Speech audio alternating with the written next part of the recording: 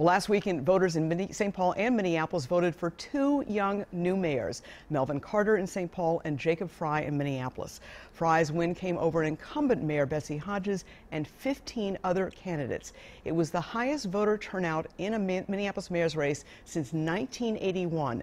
Voters clearly signaling they want change, electing not only Mayor-elect Frey, but 5 new city council members. And Mayor-elect Jacob Frey joins us now. Thank you so much for coming, and congratulations. Oh, thanks so much for having me. Well, absolutely. In a ranked choice election, there was no outside polling. I mean, were you pretty confident you had this? And what do you think put you over the top?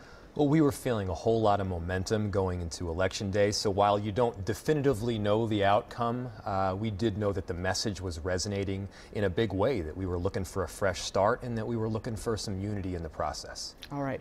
One of the things that's going to happen this week is the announcement or celebration of the completion or substantially complete Nicollet Mall construction. Yeah. Downtown also has a pretty significant crime problem. I was actually kind of shocked to see some of the statistics in July for just 1 month through the downtown neighborhood. Are we ready for the Super Bowl here? Yes, we will be ready for the Super Bowl, and that's not to say that we don't have a crime problem right now. We have seen about a 200% uptick in violent crime and specifically shootings. But over the next several months, we're going to be working obviously with the Minneapolis Police Department, with our new chief, Rondo, as well as other jurisdictions to ensure that we do have complete safety in the area of the Super Bowl, because we deserve to show off and highlight that which sets us apart in Minneapolis, and we can't do that if people don't feel safe. All right, because, I mean, when you look at, these are the crime statistics broken down by neighborhood for July, and really what you come away with thinking is that most of these neighborhoods in Minneapolis are very safe.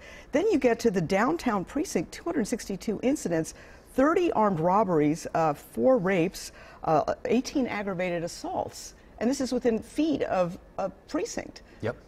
Yeah, it's been bad. And the mayor has full and exclusive authority over the police department, so this is something that we want to get to work on right away.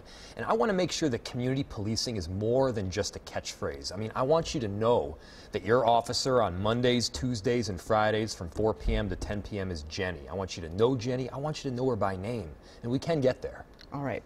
One of the endorsements that you got, and you got a number including the Star Tribune, the Minnesota Daily newspaper. You also were endorsed by Don Damon, who is the fiancé of Justine Damon, who was killed by a Minneapolis police officer. It got worldwide attention. How did that happen, and what do you think that meant to your campaign?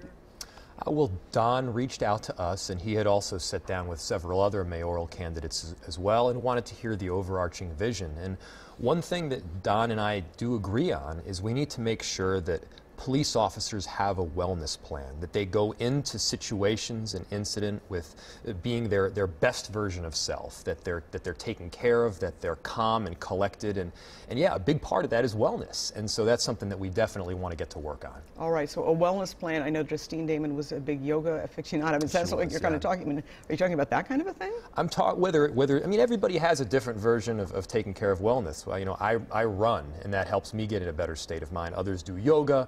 Some meditate, but we want to make sure that our officers are equipped not just with the practical policing skills, but also with the wellness training so that they can make the best possible decision. And I really have a ton of respect for Don, for everything that he's been through, and for the urgency to get something done. And then just quickly, on the business climate, Minneapolis has some of the highest sales taxes in the state, if not the highest. What about that? And businesses are worried. Well, sales tax does largely go through the state legislature on any new sales tax, but we do need to. With Hennepin County added on. Right. We do need to be considering business in our city. That is a huge part of it, and there's been this push to kind of villainize small local business and large business, but the truth is that we need it for employment purposes, and I do think that we can take a nuanced approach with any of these new regulations. Right. And Mayor-elect Frey, you've been kind enough to agree to continue this conversation at 11 a.m. on the WCCO Facebook page for a Facebook Live discussion. So if you'd like to join us, folks, go to our Facebook page, like us, and Mayor-elect Frey will be there with me right at 11 a.m. And thank you so much for coming in, and thank you for agreeing to do the Facebook Live as well. That'll happen in just a few minutes. Absolutely. All right, thank you so much, and again, congratulations.